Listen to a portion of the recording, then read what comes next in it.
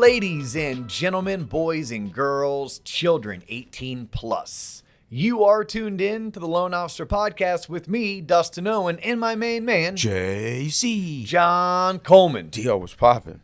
Another day, another $50. Welcome to 2022. Well, congratulations on your Iron Triathlete decathlon. Thank you, John.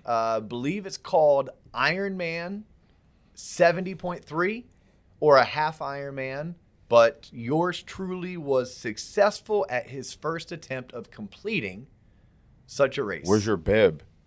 My bib is at home with my medal and my cap.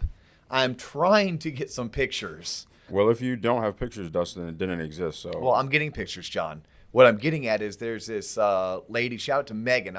I met Megan in line to get pictures taken. And I said, hey, would you mind taking pictures and then sending them to me? Oh, yeah, not a problem. That's a fairly normal thing to do in years like 2022. Right.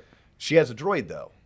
A what? Yeah, they suck. Droids suck. My dad loves his droid. My buddy Jason loves his droid. But when it comes to sending pictures, I'm out. They suck. Right.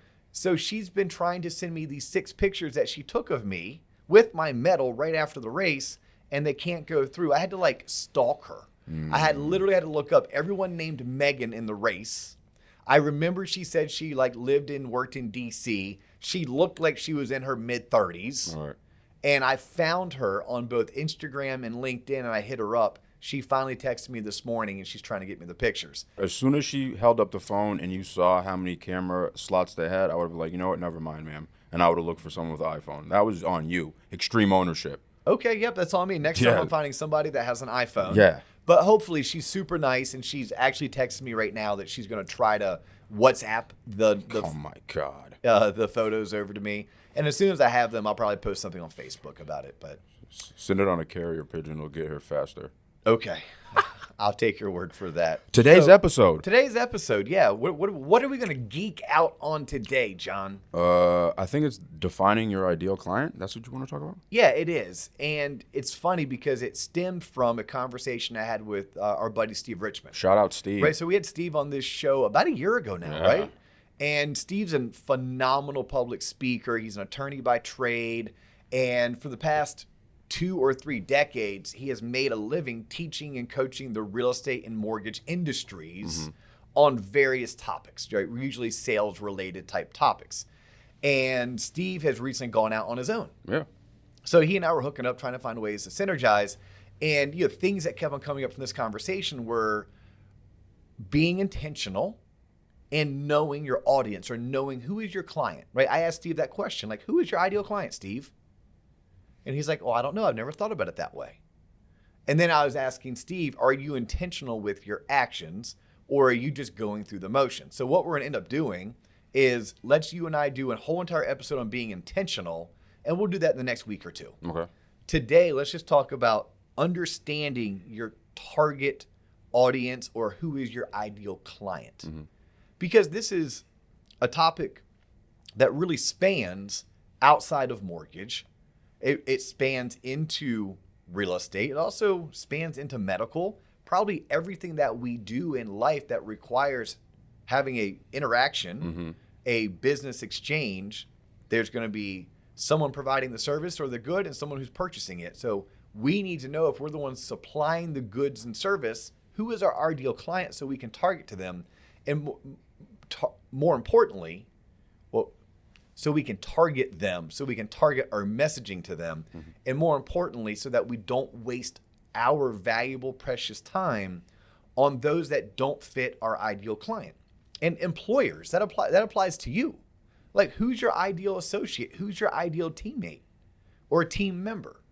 And are you actively seeking and searching for that person, or are you just randomly putting out a job posting and whoever applies, you'll choose from that. I've even talked to our friend Gwen Swain, and she has given me some tips and some pointers about how she purposefully puts job postings out to find her ideal client. Really? Just in the words that she uses. Right. Yeah, in the words that she uses, she makes her job postings one in which only someone of that personality type would probably apply, because they would read that job description like, oh my God, that's me. That is me.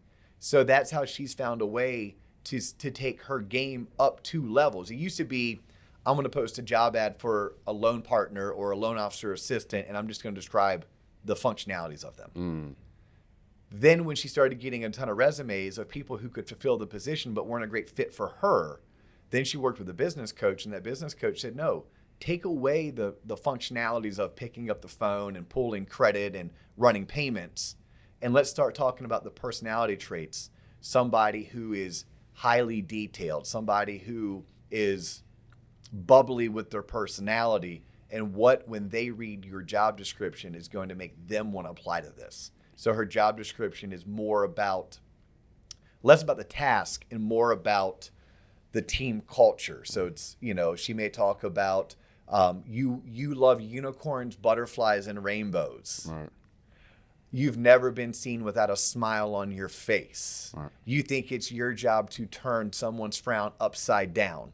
If that's you, then I have a job. Right. Then it's a little bit more artistic than just saying like, yeah. So these are the inspiration of today's episode. My business partner, Mike Smalley, a year ago at our annual sales conference, sat down with the branch managers first on day 1 and with the LOs on day 2. And we talked about with them, who is your ideal client? So that's what I want to come out of today's episode, is for anyone who's tuned in, regardless of industry, I want to task you with spending 20 to 30 minutes of being intentional with your actions and start jotting down who your ideal client is. I'm new in sales, Dustin. Anyone that picks up the phone and is willing to talk to me is my ideal client. You know what, John? When you're new at sales, that may be the case. But please understand that is temporary. Please understand that's temporary. Eventually, you're going to want to start running your business, not letting your business run you. Eventually, you can run your business when you know what the hell you're doing. But I may agree with you early on. Look, if you have a pulse and you look in my direction, I got to slow down and figure out how I can help you. But the task, everyone should do this. Who is your ideal client? What do they look like? What do they sound like? When do they call you? What do they need from you? How granular can you get with this? Right? If I'm a loan officer, I would first state that my ideal client was referred to me properly. That's my ideal client. So my ideal client is not somebody that I ran a Facebook ad to. My ideal client is not somebody that I put some money behind Google clicks. My ideal client is not somebody that came to me through a Zillow lead. My ideal client is not somebody who was given my card plus 2 others and said, call and find the cheapest interest rate. Like, that's not my ideal client. My ideal client for me, Dustin Owen, the loan originator, is somebody who was referred to me, and the referral was something like this. Hey, John, you need to call Dustin. He's great at what he does. He will educate you and make sure you get the right loan, and he is who I trust to do my sister's loan or my daughter's loan. That's how I want to be referred. So my ideal client starts with how were they referred. Then my ideal client, for me, again, this is for me. I'm sharing these ideas in hopes I can make those hamsters up in your head start running faster to create your own ideas. But for me, the next step, if I'm an LO, and I'm talking about my ideal client plays by the rules. Well, what are the rules, you may ask? Like, DO? What are the rules? What are the rules? Well, here are the rules. The rules are there's no such thing as a one-size-fits-all mortgage, John. And I'm going to work with you to tailor make a mortgage that A, you qualify for, that B, allows me to close you on time, but C, is going to allow you to achieve your financial needs, wants, and goals. Like, that understanding means it's not about the cheapest rate, it's about the best mortgage. You need to understand that about me. Play by the rules also may mean that when I ask you for documents, you give them to me in a timely manner. When I ask you to disclose all of your information, you don't hide anything from me because you understand that I am your advocate.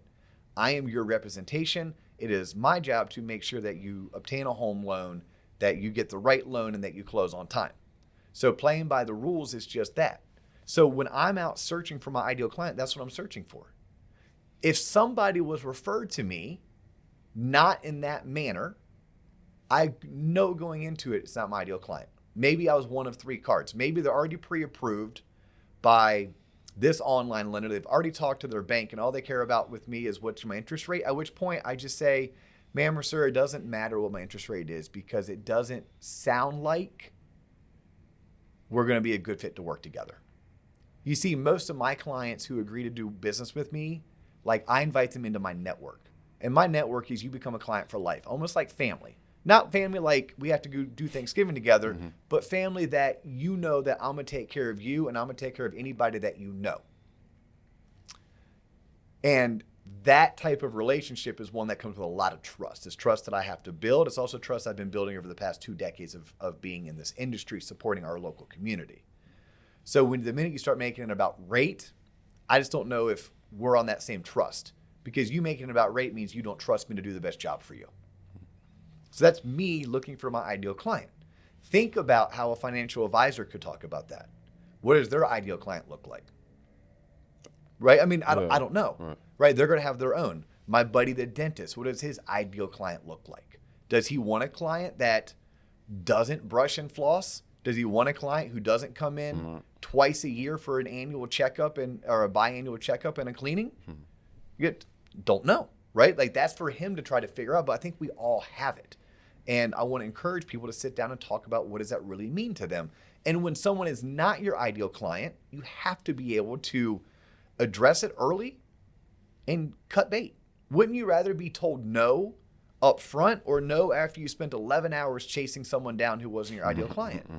And when we're only given a very finite amount of time, we are given 24 hours in the day. That's it. We can't make it 26. We can't make it 30. We're given 24, of which 8 of them should be dedicated to sleeping. 3 hours may be dedicated to nourishment. 1 hour maybe to exercise. 3 hours maybe to parental duties or relational duties. Like how many hours do you really have a day to work? 8 to 12? And is working, not dicking off, but working 12 hours a day, every day, really sustainable? No, right? So when you're only given a finite amount of time, if someone's going to tell me no, I want them to tell me no within the first 5 minutes, not after I spent 5 days answering their questions, drafting proposals, and chasing them down. Right. That's actually a Sandler sales training tactic, right? It's you want to hear no up front versus after you spent 11 or 12 hours or 3 or 4 weeks chasing down a client that wasn't your ideal client. So that would be my ideal client. Now, I could get really granular, right? I could say my ideal client has a 700 credit score, not an 800 credit score. My ideal client is dual income, and there's somewhere on the spectrum of a high-paying blue-collar job, union worker who makes their $78,000 to $96,000 a year, a TSA worker, and they're a veteran. Like that is truly my ideal client. That is a person who is going to be an easy loan to qualify. They're going to have questions. I can be the educator and the answer of their questions.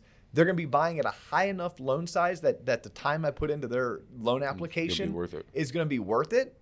And they're not going to be abusive because they're going to be appreciative of the service I provide. Abusive may very well be the person with the 830 credit score, whose loan is super easy to do, who doesn't respect me, my team, our knowledge, or our experience, and they just want to commoditize what I do for a living. Right? Like if I wanted to get super granular, I could literally state what I just stated about the 700 credit score. They make $150,000 a year household income. It's dual income. Do you think ex-military doing a VA home loan? A lot of the top loan officers, do you think they have like defined targets for like who they want their ideal client to be? Like top loan officers, do you think they all have like No, I think the stuff that we're talking about, and the reason why we're talking about it is because it goes missed. I think it goes missed by most businesses. Right? You got to think this stemmed from my buddy Steve Richmond and I having a conversation about him going out independent and being now intentional about his actions, but also trying to figure out who is his ideal client. right? Women's Council of Realtor in Little Rock, Arkansas wants him to come speak. Well, cool. If they're going to pay him his $5,000 speaking fee and they're going to pay for his flight and his hotel, that's $5,000. But eventually, when he has 3 people trying to reach out to him and he can only do 2 travel events a week based on his other family obligations, he has to ask himself, well, is the Women's Council of Realtors in Little Rock, Arkansas my ideal client? If so, why? If not, why? Right. And then he needs to be selective. And eventually the problem that he hopes he has as a speaker on the national platform is when he has 3 and all 3 of them, 3 asking and all 3 of them are ideal clients. Right. And then his speaking fee goes from $5,000 to $8,000, from $8,000 to $12,000. Right. Eventually, as you become higher in demand, then you can do that. So my ideal client isn't necessarily somebody who has a $300,000 or $400,000 loan amount. I'm fine with doing a $150,000 loan amount. I'm fine doing a $650 loan amount. What I really care most about is how are you referred into me? Are you using me because I am an expert who believes there's not such a thing as a one-size-fits-all mortgage? And are you going to play by my rules? Right. You say like how to get, like it's important how are you referred? What are some tips, tricks, and tactics that you tell your realtor partners, business partners that to educate them to make sure they do refer you properly? The most success I have had with having that conversation with a referral source is I start by asking them, hey, John, how do you like to be referred?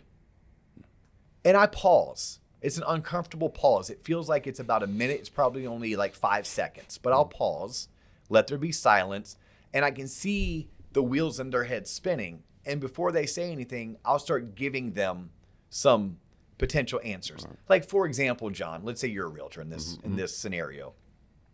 Do you like being referred as the expert of downtown Orlando?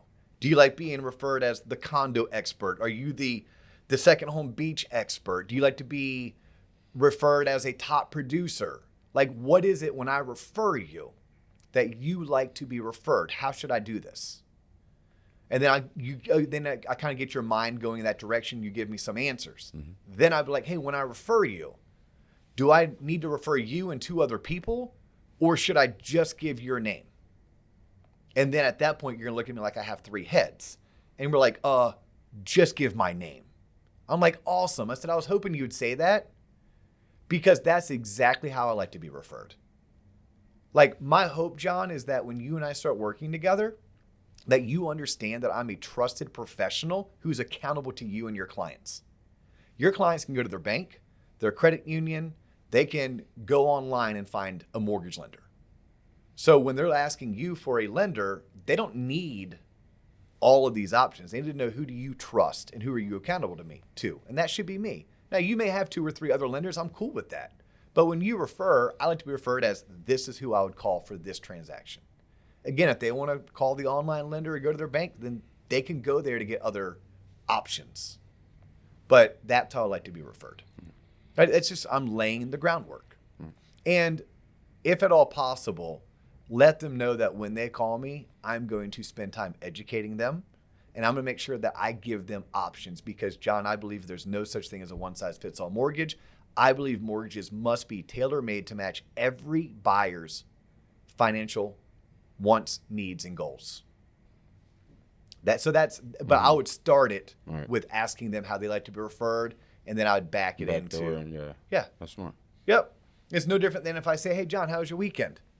You answer, I'm hoping like hell you ask me about my weekend, right? Because I want to talk about the Iron Man. Right. Makes sense. Same exact thing applies. So now let's flip the script. We talked briefly about Gwen, and that was just kind of an offshoot, popped in my head. What was the motivation of today's episode, right? It was a conversation I had with Gwen a couple weeks ago when we were out in Vegas together at Mortgage Mastermind, and a conversation I had with Steve Richmond on Friday when I was driving up to Wilmington, and he and I were just catching up and shooting the shit. But I mentioned that Mike Smalley taught this to branch managers. So if you're a branch manager of any industry, I'm going to use my industry because what I know the best, the loan origination industry, and I'm hiring a loan officer. I have to sit down and say, who's my ideal LO? And by the way, my ideal LO is different than my buddy Carrick's ideal LO up in Oklahoma City, or Travis's ideal LO in Dallas-Fort Worth, because Travis has one skill set and one strength, and Carrick has one skill set and one strength, and I have a skill set and a strength. I may do great with rookie loan originators. That may be my thing. Where Travis is like, dude, I do not have time for that. Yeah, right. Don't have the bandwidth, don't have the time, don't have the resources. I can't go there. So when we work with branch managers, we sit down with them and we ask them, write it out. What does this person look like? What does this person sound like? What does this person have a background in? And there are some where it's like, my ideal loan officer is in growth mode. Okay, what does that mean in growth mode? Well, they already have experience. They already know my LOS. They already know my pricing engine. They're coming to work with me because they want me to invest in them in terms of growing their business. So that person is saying, look, if you don't know Encompass, if you don't know Optimal Blue, I'm not here to teach you that. And you're not already closing 3 or 4 loans a month, I'm not a good fit for you. Because I can't stop what I'm doing to teach you Encompass. I can't stop what I'm doing to teach you Optimal Blue. And I'm not going to teach you DTI, LTV, the difference between DU, LPA, Fannie, Freddie, FHA, VA. Like, you got to know that. Now, I'm willing to help you when you have that really tough file and trying to figure out why you're getting a refer and how can we flip it to an approve. Yes, I am another surgeon who likes to talk to doctors about surgical doctor things. Right. But I am not the type of surgeon who wants to go hang out with a bunch of med students to kind of give an analogy. Whereas like that would be that one particular, I may say my ideal loan officer is coming to me with no experience, because Richard's going to teach them Encompass. Richard's going to teach them Optimal Blue. Zenix is going to teach them DTI, LTV, credit report. And I love grooming someone from the ground floor up. I have the systems, the processes, the people, and the fortitude to do this. That's step one, but who else am I looking for? Well, I need someone who has extremely high aptitude. Well, what does that mean? It means that their intelligence is above average. How do I find someone with above average intelligence? I have to have a pre-test that they take, a hiring test. Okay, I also look for somebody who has a chip on their shoulder, right? This is my ideal loan officer if I'm someone who hires rookies. Well, what does that mean? I want to find something that currently bothers them to an extent that they're willing to run through a brick wall to prove a point. I want to find someone who has a chip on their shoulder. They're money motivated, right? Someone has counted them out multiple times in their life, and every time they come out with a medal and a smile because they proved yet another person wrong.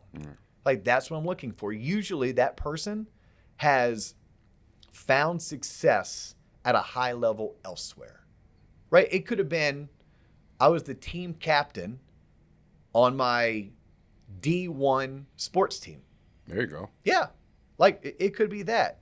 It could be I was the number 1 salesperson in my organization. And now the next question, out of how many people? Out of 19. Okay, you want awards for that? Yep, I want awards. Can I see those awards? Like, show me those awards. So those are things that when I'm sitting down and hiring loan officers or any associate, who is your ideal, right? Because Gwen's story, and I didn't tell it because it's her story. I would love to have her on this podcast so we could do a couple episodes, right? The one is I want to interview her just on her story of how she got into the mortgage industry and became the top producer. But then we could even do a geek out story when it comes to team building and what she has learned through growing, really, and what she does differently today versus what she did 3 years ago. So I'm going to leave that to her. But, Gwen was less about her ideal client, her ideal loan officer.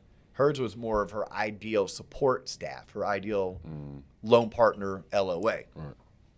Hiring managers, we need to know who is our ideal. Who's going to come work for me, right? I'm going to give my last example on this, and maybe we can find a way to wrap up this episode. Your ideal candidate may be, look, they're coming to work for me because I'm tied in with a great company and they just want to have access to the same resources I have. Meaning, I'm raising my hand and I'm stating, The ideal person is going to come work more for the company that I'm affiliated with than they are me. What they get out of working with me as a colleague, right? Maybe this person is tired of working by themselves. So at the end of the day, they want to know, is the company that I'm affiliated with going to support them as well as or better than where they are? And am I going to be able to synergize with another human being because iron sharpens iron? And where I'm currently working does not give me that opportunity because they have me working maybe out of my basement, maybe out of my house, maybe out of my kitchen, at which point I'm not getting other additional human interaction. But the purpose of today's episode was to start the thought process of who is your ideal? Who is your ideal client? Who is your ideal associate? Who is your ideal manager? Ooh. Think about that, salesmen, saleswomen. Who is your ideal manager? Before you go out looking for a new career or looking for a new career opportunity, can you label who your ideal manager is or who your ideal employer is? We talk to home buyers, actually realtors do, about what is your ideal home, right? You have needs, and then you also have wish. Hey, it must have this. It must have a 2-car garage, but my wish is a 3-car garage. It must have a backyard large enough that I can fence it in and let my kids and dogs play. A wish would be it also had a pool, right? Like you do like the same thing you would do when buying a house. That same pros, cons, must have versus want to have. You do that same exact thing with your client, with your teammates, with your employer, with your manager, and then you live by it, which is, I think, where most people will fail. It's all well and good to do the exercise. It's all well and good to write it out. And look, if you wrote it out, step number one. It's step number one. Yeah, now you've put those thoughts on paper and maybe you posted it somewhere that you can see it as a reminder. But now you have to live by it. Got to be intentional with it. You have to be intentional by it. Yes. Yes, to use the Iron Man analogy, the first thing I had to do, I signed up 6 months ago and paid my $300. That was step one. Okay, now I had a date that I had to work towards. So then I did some more research, and it said that based on the condition, my physical condition, I would only need to train for 12 weeks. So then I dropped another pin on the map that was 12 weeks out from the race. And then I knew I have to start my training, as long as I stay in good shape, my training by this date. And then a week before that, I had to find a training program to follow. The first step in terms of controlling your business and figuring out who your ideal client is to write it down. Now, the hardest part is say no to people who aren't in that box. And when you say no, it's going to be the toughest thing and the most liberating thing at the same time. When you say no, please know it's not to say no and then do nothing. No, it's say no and take that time that you otherwise would have wasted and use it to go out and focus on finding more people who fit into your box. And I think that's the difference between people who are unintentional and people who are intentional. Intentional people put priorities into prospecting. Intentional people put priorities into running their business, not letting their business run them. Intentional people have the fortitude and the gut to say no, although someone's dangling, hey, I could do business with you. You could earn money off of me. No, you're not my ideal client. You should go find that goods or that service elsewhere. And instead of me dropping what I'm doing to spend 2 hours or 20 hours with that person, let me go spend 20 hours or 2 hours with activities that are going to lead me to more people who are willing to do business the way that I do business. Right. Any questions to that, John? Was that pretty clear? I think so. Crystal clear? Yeah. You said clear, and you said, yep. I said, how clear? You said crystal. I didn't say crystal. You want me on that wall, John. You need me on that wall. No, it's the same thing. It's how you pick your friends. It's like kind of how you select your friends. Do you want to hang out with people that put you down, annoy you, don't pay for shit all the time? Or do you want to hang out with people that think and act like you? It's very similar. Correct. Yes, 100%. And if you want to continue spinning your wheels, you'll continue doing whatever activity it is over and over again, Right. expecting a different result. Right. What we're saying is like, no, let's get intentional and let's start making positive changes for the better and trust that any change doesn't happen overnight. So it is going to be a meticulous, one step at a time, one foot in front of the other, keep on giving it effort, look back 90 days, 180 days, 270 days, and see how far you've come. Understand you're still not there yet because it is the journey. There never will be a destination. What you're trying to do is get 1% better per day. Well said. Hey, he's John Coleman. My name is Dustin Owen. If you like what we're doing, please share us, like us, follow us. Our website is theloanofficerpodcast.com. Or TLOPonline.com. We are on YouTube, Spotify, Stitcher. Anywhere you can find audio podcasts. That's all the time we have for you today. We'll catch you on the next episode. Peace.